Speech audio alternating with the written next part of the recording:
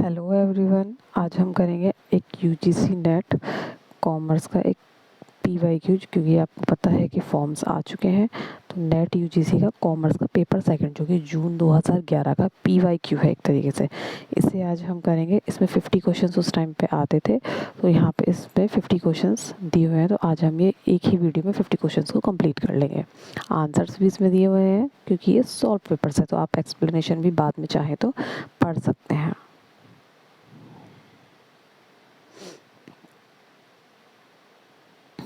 देखिए, first question में आपको मैचिंग करना है। कि economic environment, social environment, political environment and legal environment. ये कैसे? देखिए, लीगल एनवायरनमेंट में हम लॉ देखते हैं, इकोनॉमिक में हम एग्जिम एग्जिम का मतलब क्या है? एक्सपोर्ट एंड इम्पोर्ट पॉलिसी, तो हम इकोनॉमिक्स में ही पढ़ते हैं। अब देखिए, ऐसे ही हो जाता है कि इसमें ए का क्या है 1 और डी का क्या है 4th। तो अगर हमें ये भी पता है तो इससे भी हमारा हो जाएगा। अब देखिए, इस ऑप्शंस में ए का 1 और डी का 4 सिर्फ इसी में है और किसी में है नहीं, तो हमारा यही आंसर हो जाएगा। बाकी आप देख सकते हैं, सोशल में हम कस्टम एंड ट्रेडिशन वाला कस्टम, पॉलिटिकल सोशल, समाज के लिए सोशल सेवा है, पॉलिटिक्स जो होती है तो वो इससे रिलेट करता है। ठीक है। अब सेकंड क्वेश्चन, प्लानिंग कैसा प्रोसेस है? प्लानिंग, ये तो सिंपल एक बेसिक क्वेश्चन है कि गोल ओरिएंटेड होता है, फ्लेक्सिबल भी होता है और टाइम बाउंड भी होता है। तो ये हमारा ऑल हो गया। और बाकी आप इसके एक्सप्लेनेशन में देख सकते हैं कि ये बाकी सारे इसके कैरेक्टरिस्टिक्स इसकी हो सकती हैं। ठीक है। थर्ड क्या है? Which among the following have not been open for private sector participation. Private sector invest नहीं कर सकता, प्राइवेट सेक्टर उसमें काम नहीं कर सकता। किस में नहीं कर सकता? देखिए, इसका करेक्ट आंसर है रेलवेज। रेलवेज में भी 2 पार्ट होते हैं, एक आपका हो गया मैन्युफैक्चरिंग, एक आपका हो गया ऑपरेशंस। तो देखिए, मैन्युफैक्चरिंग में तो हो सकता है private participation, private sector participation हो सकता है प्राइवेट का, लेकिन जो रेलवेज का ऑपरेशन है इसमें पार्टिसिपेशन नहीं होता है। ठीक है, ये ध्यान रखिएगा। अगला क्वेश्चन हम देखते हैं। वैट इज इम्पोज्ड ऑन, ये तो पुराना क्वेश्चन है एक तरीके से। ऑन ऑल स्टेजेस, क्योंकि अब तो जीएसटी लगता है। On all stages from product to final good, सारे स्टेजेस पे लगता था, प्रोडक्शन पे, सेलिंग पे, ठीक है, सब जगह लगता था। रॉ मटेरियल कहीं से खरीदा है तब भी लगेगा।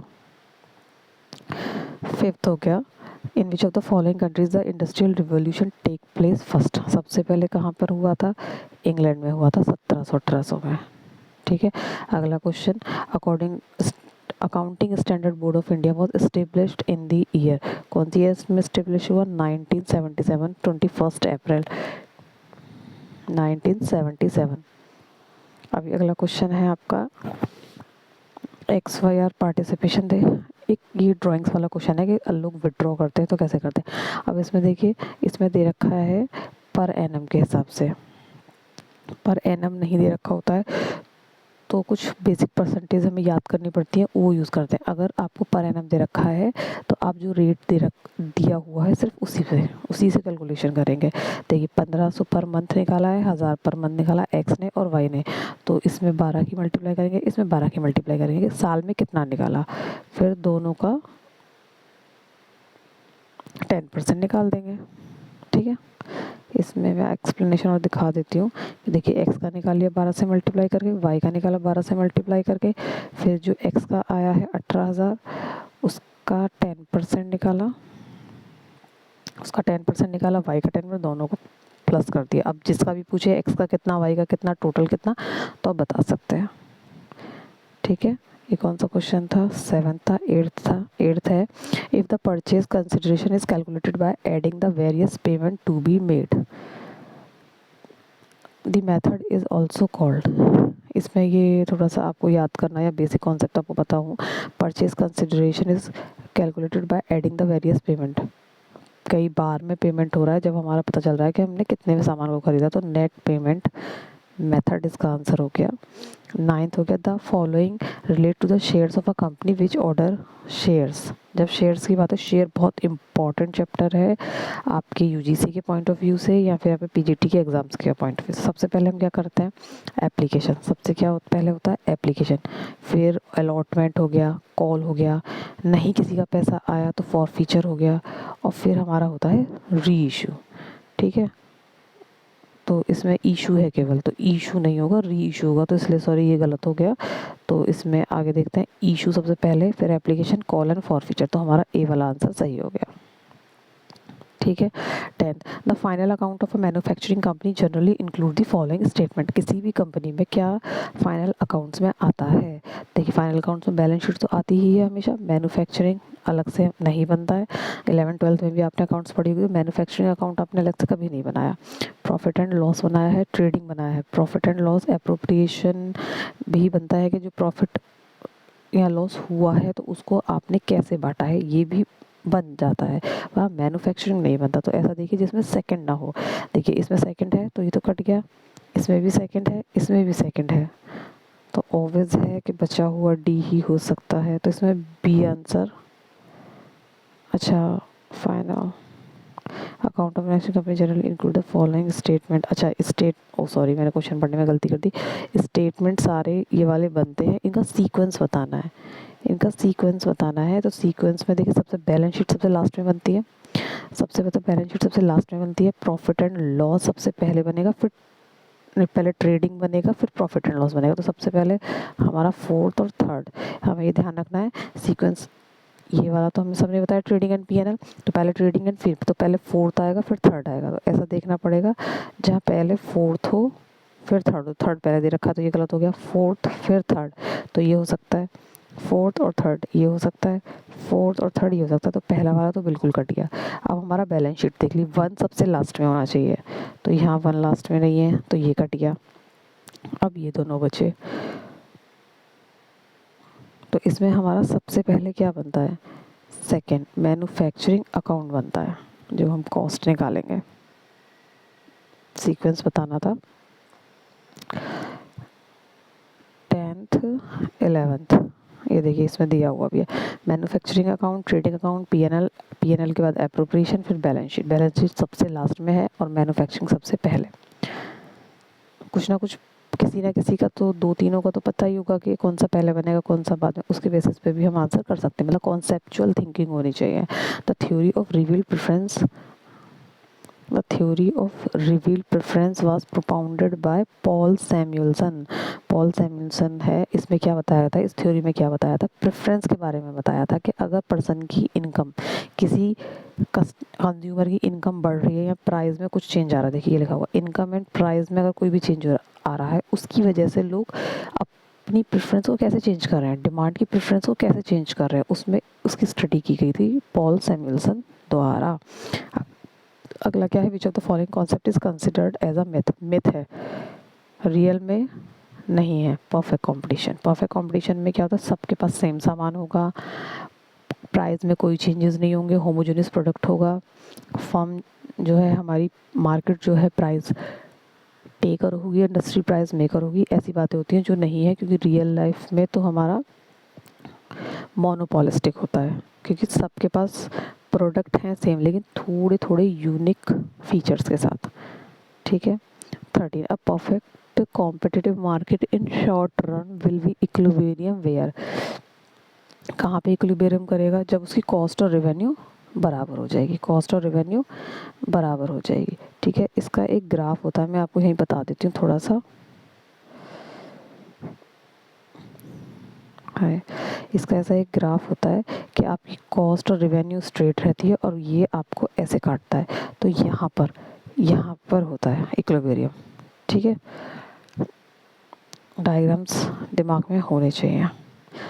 ये देखिए 14 क्वेश्चन में कंट्रोल के ऊपर बात है। देखिए परफेक्ट कंपटीशन में क्या होता है, नो कंट्रोल,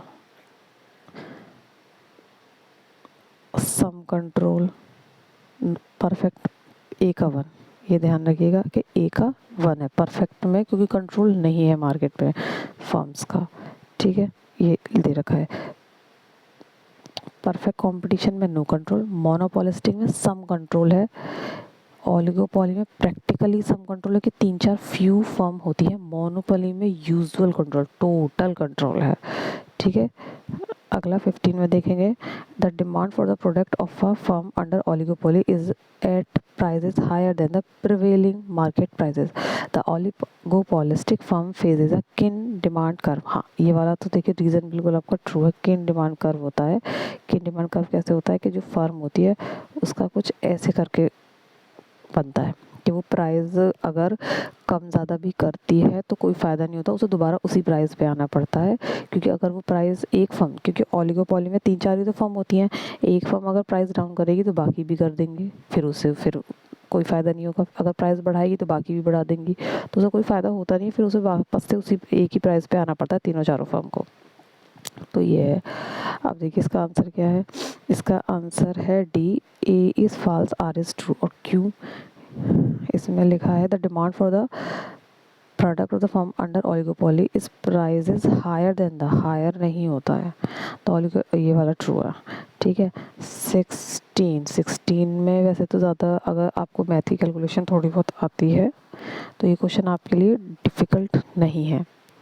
देखिए कैलकुलेशन क्या दिया है, टोटल 1000 वर्कर है, ए ग्रेड और बी ग्रेड में वर्कर्स को डिवाइड करा हुआ है। अब ए ग्रेड में 400 वर्कर हैं, बी में 600 वर्कर हैं, मतलब 1000 वर्कर हैं, उनके में 600 हैं, फिर 400 हैं। ठीक है, ए में और बी में। अब इसमें in grade A 300 are male, A grade में 300 मेल है तो 100 फीमेल हो गई। ठीक है, and the B grade only 200 are male, अब इसमें जब ये 200 मेल है तो 400 फीमेल हो गई। ठीक है, हाउ मैनी फीमेल, अब फीमेल्स के लिए पूछा था, फीमेल कितनी, 400 और 100 500, ये इसका आंसर हो गया। ठीक है, 17 when population is heterogeneous, population तितर बितर अलग अलग है, it is a divided into a group में डिवाइड करा है हमें, so that there is a homogeneity आ सके, क्योंकि एक क्लास में अलग अलग धर्म के बच्चे हैं और हमें कुछ धर्म के ऊपर ही स्टडी करनी है, तो हमें बच्चों को डिवाइड करना पड़ेगा अलग अलग ग्रुप में, जैसे अलग अलग एक ग्रुप में एक धर्म के बच्चे, तो उनमें क्या हो, थोड़ी सी होमोजेनिटी आ सके, तो ऐसे ग्रुप्स को हम क्या कहते हैं, स्ट्रेटिफाइड रैंडम सैम्पलिंग। ठीक है, स्ट्रेटिफाइड रैंडम सैम्पलिंग। हाँ, which one among the following is a small sample. देखिए अच्छा बड़ा सैंपल किसे मानते हैं, मोर देन 30 को मानते हैं, बाकी उससे भी छोटा जितने भी होंगे सब हमारे स्मॉल सैंपल में आएंगे, कोई भी नंबर हो तो ऑल आ जाएगा। 19 विच one of the following software is used for research analysis. Research analysis के लिए आपका हो गया SPSS, statistical package for social science, ये सारी याद करने वाली चीज़ें हैं ये तो खैर। विच one of the following is a database management system, database management system कौन सा है, MS एक्सेस हो गया, MS एक्सेस। ठीक है, जो डेटाबेस मैनेजमेंट के लिए काम करता है। 21 मैच द फॉलोइंग, अब ये देखिए थ्योरी है, ये मोटिवेशनल थ्योरीज है, मैस्लो मोटिवेशनल थ्योरीज हैं आपका, मैस्लो की नीड हायरार्की थ्योरी, ये हो गया इसका आंसर। आउची की है Z थ्योरी। ठीक है, हर्ट्जबर्ग की है हाइजीन थ्योरी, और मैकग्रेगर की है X एंड Y थ्योरी। सारी थ्योरी पढ़नी है, एज MCQ भी आपका आ सकता है, स्टेटमेंट वाला क्वेश्चन आ सकता है, कुछ भी आ सकता है, तो थ्योरी तो मोटिवेशनल की पढ़नी ही है। ठीक है, तो इसमें कौन सा आंसर, A का 3rd हो गया और B का 1 हो गया, C का 4th हो गया, मैकग्रेगर ये हो गया। ठीक है,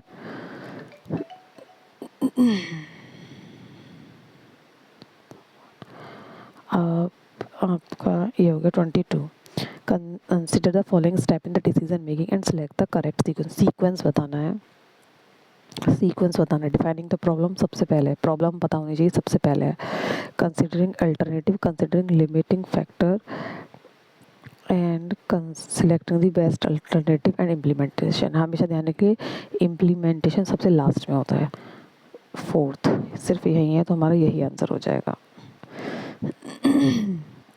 23rd यूनिटी ऑफ ऑब्जेक्टिव, ये आपके फेयोल के 14 प्रिंसिपल में से है unity of objective. Unity of objective क्या होता है कि सबके जो ऑब्जेक्टिव हैं, जो हमारे एम्प्लॉयज़ कंपनी में काम कर रहे हैं, सबके जो ऑब्जेक्टिव हैं वो क्या होने चाहिए कि हम ऑर्गेनाइजेशन का ऑब्जेक्टिव अचीव कर सकें, तो सबके ऑब्जेक्टिव उसी की तरफ होने चाहिए। तो क्या हुआ, कोऑर्डिनेशन अमंग ऑब्जेक्टिव्स, जो सबके छोटे छोटे ऑब्जेक्टिव्स हैं, या फिर कंपनी जितने भी ऑब्जेक्टिव्स बना रही है, छोटे छोटे ऑब्जेक्टिव्स बना रही है बड़े गोल को अचीव करने के लिए, उनमें एक कोऑर्डिनेशन होना चाहिए जिससे कि हम बड़े गोल को अचीव कर सकें।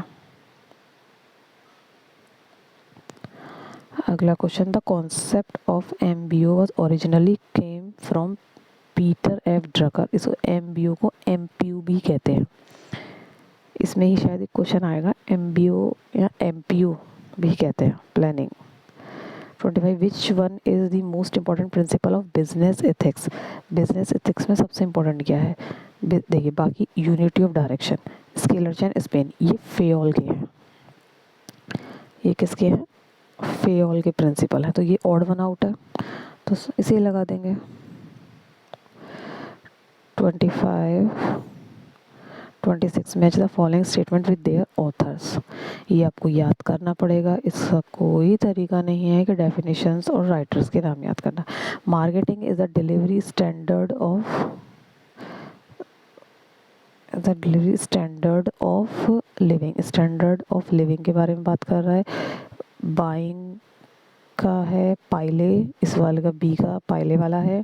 And human activity satisfying need and through process exchange की बात कौन कर रहा है। और लास्ट में marketing individual resource contribution economic in the value contribution वाला है PF ड्रकर। जो कंट्रीब्यूशन के लिए कह रहा है, ये मैंने इस तरीके से याद करें कि कंट्रीब्यूशन की जो बात कह रहा है वो हमारा PF ड्रकर है, तो हमारा D का 1 है, और सेकंड का जो बाइंग के लिए कह रहा है वो पाइले है, तो B का फोर्थ और D का 1, तो ये हमारा C होगा। बाकी और सॉल्यूशन में एक बार देख लीजिए,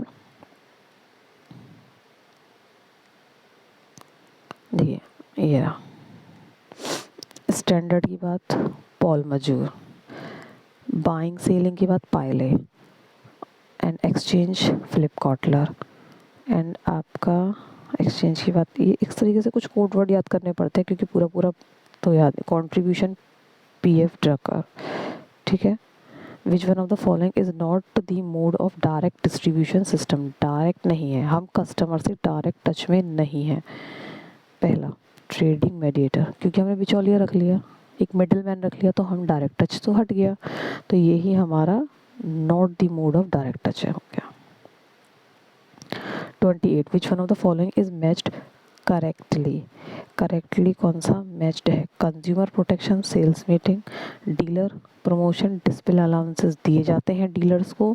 क्या होता है कि कोई डीलर कुछ किसी का प्रोडक्ट बेच रहा है तो उसको डिस्प्ले करने के लिए अलाउंसेस दिए जाते हैं, या अलाउंसेस के बदले क्या है, जैसे पेप्सी कोका कोला वाले आपने देखा हो फ्रिज चेयर ऐसी चीज़ें बांटते हैं, उन पे लिखा रहता है Pepsi chair, fridge chair, table है, चेयर और फ्रिज मैंने देखा है, तो वो चीज़ें वो बांटते हैं, या फिर उसके लिए कुछ एक्स्ट्रा पे करेंगे कि आप अलाउंस हमारा प्रमोशन करिए, ठीक है।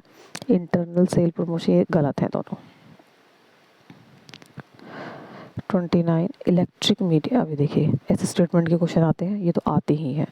Electronic media has a strong impact on consumers behaviour in India. Electronic का स्ट्रॉन्ग इम्पैक्ट पड़ता है, हाँ। Most of the Indian consumer take their decision with the help of electronic media. Electronic media की help से लेते हैं, हाँ जी लेते हैं, ठीक है। आपका आंसर हो गया D, दोनों ही आपका ट्रू है। रोड ब्लॉकिंग एडवर्टीजमेंट इज, अब रोड ब्लॉकिंग एडवर्टीजमेंट क्या है, advertising a product by blocking road, block road नहीं। Technique of gathering potential customer on road, अब रोड पे ला दोगे सबको। Advertising a product on all similar TV radio channel on the same time, मतलब same time पे ही। Blocking से मतलब है सिर्फ, रोड ब्लॉकिंग का मतलब है टीवी पर रेडियो पर एक साथ ऐड आना, एक साथ सारे चैनल्स पे ऐड आना, तो ब्लॉक कर देना, एक दूसरे लोगों को दूसरे कंपनीज के प्रमोशन को ब्लॉक कर दिया, सारी जगह एक साथ एक ही प्रोडक्ट का प्रमोशन आ रहा है, एक ही कंपनी का प्रमोशन चल रहा है, तो उसे कहते हैं रोड ब्लॉकिंग एडवर्टीजमेंट। ठीक है, अब अगला हो गया read the following. Working capital is the amount of fund necessary to cover the cost of operation. देखिए वर्किंग कैपिटल तो वही है जो हमें कॉस्ट ऑफ ऑपरेशंस के लिए काम आती है।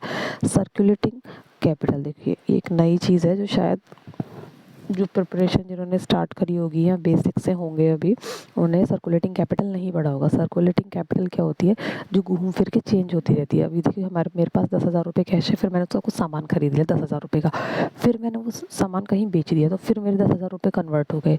जो ऐसे सर्कुलेट होता रहता है फटाफट से कैश में, तो उसे हम सर्कुलेटिंग कहते हैं। Means current assets of a company that a change in ordinary course of business from one form to another, एक फॉर्म से दूसरे फॉर्म में चेंज होता रहे, उसे सर्कुलेटिंग कैपिटल कहते हैं। तो ये दोनों ही आपके ट्रू हैं। अगला क्वेश्चन है 32। Examine the following statement, examine the following statement. Payback period method measure true profitability of the project. Capital rationing and capital budgeting. Rationing करना और कैपिटल बजटिंग करना सेम होता है? नहीं, सेम नहीं होता, सेम नहीं होता, दोनों चीज़ें अलग अलग होती हैं। ठीक है, अब internal rate of return and time adjustment rate of return are the same thing. Rate of return take account the time value of money.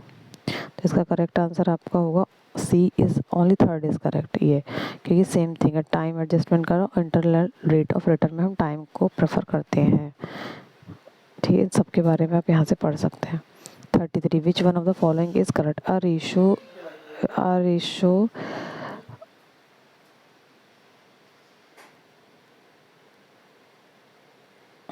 which one of the following is correct? A ratio is an arithmetical relationship of one number to another. Liquidity ratio is also as acid test। हाँ ये तो देखो true है, इसमें correct के बारे में पूछा तो ये तो ट्रू है कि लिक्विड एसेट्स को एसिड टेस्ट रेशो भी कहते हैं।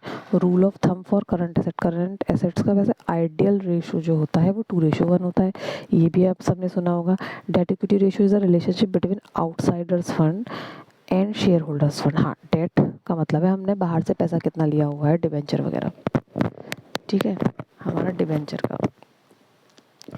तो ये हमारे सारे ही हमारे सही हैं।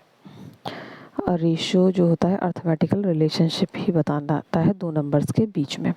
तो ये हमारे सारे ही ठीक हो गए, सॉरी सारे ही ठीक हो गए। 34 the basic objective of financial management is. Basic objective हमारा क्या है? Maximisation of share holders wealth. ये मॉडर्न अप्रोच भी है, पहले ये सिर्फ मैक्सिमाइजेशन ऑफ प्रॉफिट चाहिए, ट्रेडिशनल अप्रोच है, और maximisation of share holders wealth ये मॉडर्न अप्रोच है। 35 which of the following term is used to represent the proportionate relationship between the debt and equity। तो अभी पढ़ा है, डेट एंड इक्विटी के बीच में हम क्या, कैपिटल स्ट्रक्चर, कि कितना डेट रखेंगे कितना इक्विटी रखेंगे अपनी कैपिटल अरेंज करने के लिए। 36 HRM इज अमलगम ऑफ, मतलब HRM के अंदर एक तरीके से मान लीजिए कि HRM में हम क्या क्या पढ़ते हैं। HRM है हम organisational behaviour, personal management and industrial relation.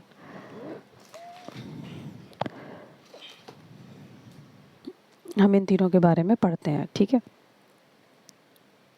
अगला हो गया 37 recruitment is concern with the process of. Recruitment एक पॉजिटिव प्रोसेस है, और ये एक पोटेंशियल एम्प्लॉयज़ को बुलाने की बात कर रहा है कि जो पोटेंशियल एम्प्लॉयज़ है जो इस नौकरी को कर सकते हैं, जिनके पास उस नौकरी के लायक एलिजिबिलिटी है, उन लोगों को बुलाने की बात करता है, और पूल क्रिएट करता है कि जिसमें से कि फिर हम सिलेक्शन कर सकें। सिलेक्शन क्या है? एक नेगेटिव प्रोसेस है। ठीक है, 38 the mechanism to identify employees growth potential is done from. Employee की ग्रोथ पोटेंशियल जानना है कि वो कितना और अच्छा कर सकता है, तो एनरिचमेंट है, जॉब एनरिचमेंट है। ठीक है, काम बढ़ा देना मतलब उसी में ही काम ऐड कर देना।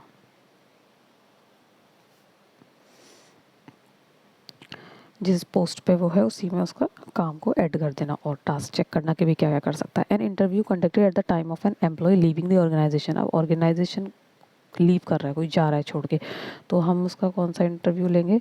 Exit interview. एग्ज़िट इंटरव्यू अगर आपको ऐसी चीज़ें ध्यान हो, जैसे कभी कभी क्या होता है कि हम कोई क्लास अटेंड करते हैं या कोई मूवी देख रहे हैं या कुछ, तो उसमें हम जब हम उसको एग्ज़िट करते हैं, जब वो ख़त्म हो जाती है तो लास्ट में फीडबैक का आता है कि आपको क्या चीज़ कैसी अच्छी लगी या नहीं लगी। कोई ऐप हमने यूज़ करा है तो लास्ट में जब हम एग्ज़िट करते हैं तो फीडबैक के लिए कुछ आता है।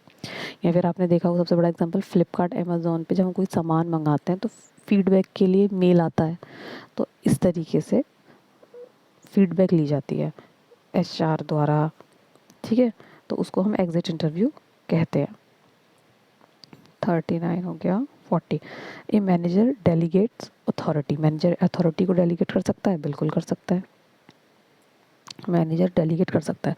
The manager want to shrink his responsibilities. इसका मतलब देखिए, मैं अथॉरिटीज़, एक मैनेजर सारे काम नहीं कर सकता, वो दूसरों को अथॉरिटीज़ देगा ही देगा कुछ ना कुछ काम करने की, आप ये कर लीजिए। आप मैनेजर स्किल क्या है, लोगों से काम कराना, उसे मैनेजमेंट कहते हैं। तो मैनेजर वही करता है, ठीक है। लेकिन इसका मतलब ये नहीं है कि वो अपनी रिस्पॉन्सिबिलिटीज़ को श्रिंक कर लेगा। श्रिंक माने उसका दायरा कम कर लेगा, उसकी रिस्पॉन्सिबिलिटी कम हो जाएगी। मैनेजर मैनेजर चाहे किसी से भी काम कराए, अपने सबऑर्डिनेट से काम कराए, लेकिन रिस्पॉन्सिबिलिटी उसकी हर सबऑर्डिनेट्स की होती है, सबऑर्डिनेट से उसकी ज़्यादा रिस्पॉन्सिबिलिटी हो, वो श्रिंक नहीं कर सकता। तो ए करेक्ट है, बी गलत है, ठीक है। इसका answer C, A is correct, R is false. 41। अब ये देखिए, याद करना पड़ेगा इस तरीके के क्वेश्चन। नाबार्ड 1982 ही है, नाबार्ड हमारा 1982 ही है। ऑप्शंस और दिखा देती हूँ उसी पेज में, सॉरी, हाँ, नाबार्ड हमारा 1982 है। 1982। तो जहाँ डी का 4 होगा, डी का 4 यहाँ है, और वो चेक कर लेते हैं। अब देखिए इंपीरियल बैंक क्या है। इंपीरियल बैंक वो है जो बाद में एसबीआई बना 1955 में। 1955 में इंपीरियल बैंक को एसबीआई बना दिया गया था।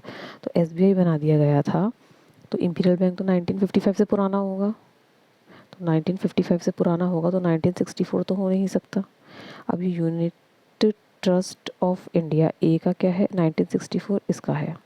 बैंकिंग रेगुलेशन सबको पता है 49, ठीक है। एंड इंपीरियल बैंक 1921, क्योंकि इसको इंपीरियल बैंक को ही 1955 में एसबीआई बना दिया गया था, ठीक है। यहाँ देख सकते हैं unit trust of India 1964, banking regulation 1949, imperial bank 1921, NABARD 1982। Capital adequacy norms declare in the year 1996 is applicable to. किसके लिए एप्लीकेबल है, नेशनलाइज बैंक के लिए, ठीक है। Capital adequacy norms in 1996। 43, which one of the following is used for international monetary money transfer. आपके पास आजकल सभी net banking I think use करते हैं, तो हम आरटीजीएस एनईएफटी तो करते हैं।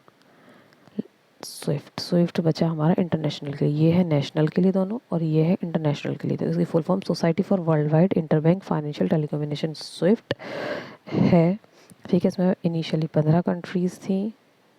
1977 में इन्होंने मैसेजिंग सर्विस भी शुरू करी। 44, in order to control credit and investment the central bank of a country should. Credit control करना है, मार्केट में ज़्यादा पैसा ना जाए, क्रेडिट कंट्रोल इसका मतलब पैसा रोकना है। तो क्या करेगी, sell the securities in the market. देखिए, sell security in the open market and hike the cash reserve ratio. Sell securities in the open market का क्या मतलब है कि हमने गवर्नमेंट हो गया बैंक, सेंट्रल बैंक अपनी सिक्योरिटीज़ बेचेगी, लोग खरीदेंगे, पैसा बैंक के पास आ जाएगा, तो पैसा कंट्रोल हो जाएगा, कम हो जाएगा पब्लिक में पैसा। Hike the cash reserve ratio, cash reserve ratio का मतलब है, कैश रिजर्व रेशो का मतलब है कि ऐसा रेशो कि आरबीआई उससे अपनी मॉनेटरी पॉलिसी में बताती है कि आप किसी कमर्शियल बैंक के पास कितना कैश हमेशा बैंक में अवेलेबल होना चाहिए।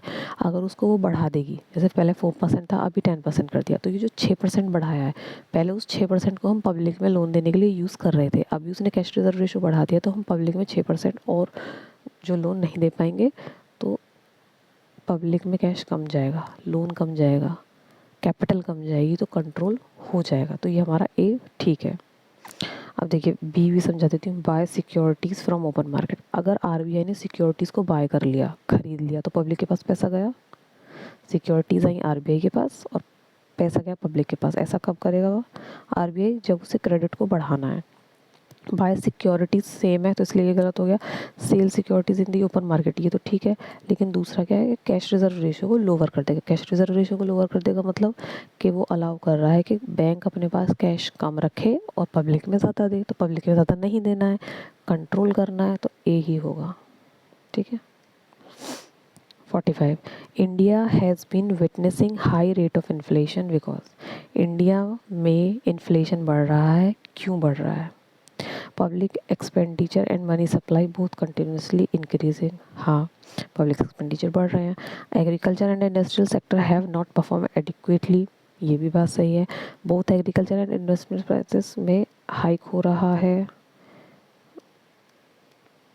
ये हमारे सही हैं। 46 in India dash has a predominant share in the debt market।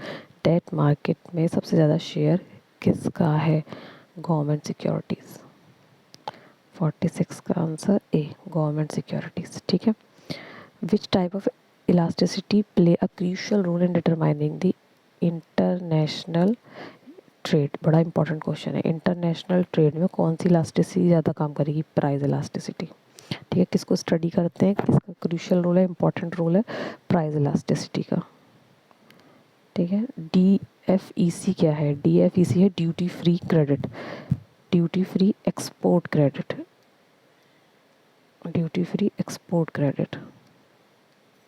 49 suppose a Canadian firm import banana of $1000 and sell them for $2000, मतलब प्रॉफिट कमा रही है, $1000 का प्रॉफिट कमा रही है। इफेक्ट ऑन जीडीपी, जीडीपी पे क्या इफेक्ट पड़ेगा? जीडीपी विल डिक्रीज बाय 3000, 3000 से वही क्यों बढ़ेगी? 3000 का तो कुछ भी नहीं हो रहा। GDP will increase by 3000, will increase by 2000, will increase by 1000, 1000 से इंक्रीज करेगी क्योंकि 1000 का खरीदा, 2000 का बेचा, तो 1000 तो उसने वापस मंगा लिए, जो 1000 उसने बाहर दिए थे वो तो 1000 उसने कमा लिए, 1000 और कमा लिए प्रॉफिट 1000 रुपये का, तो जीडीपी हमारी 1000 रुपये से बढ़ेगी, $1000 से। ठीक है। Last question, in independent India the first major foreign exchange crisis occurred in. सबको पता है जब एलपीजी आया, जब हमारे मनमोहन सिंह जो हैं फाइनेंस मिनिस्टर थे, 1991। ठीक। सो फ्रेंड्स, हमारे 50 क्वेश्चंस पूरे हो गए। अब देखिए अगला पेपर है, पेपर सेकंड 2011 का सॉल्व पेपर। ठीक है, यूजीसी नेट का, क्योंकि दिसंबर का है और जो हमने अभी करा है 2011 का ही जून का करा है। ठीक है। अब नेक्स्ट आप मेरे चैनल को, अगर यूजीसी की तैयारी कर रहे हैं तो आप मेरे चैनल को सब्सक्राइब करिए, आगे भी मैं ये सब चीज़ें डालती रहूँगी। Thank you. ये देखिए जून 2011। Okay, thank you friends.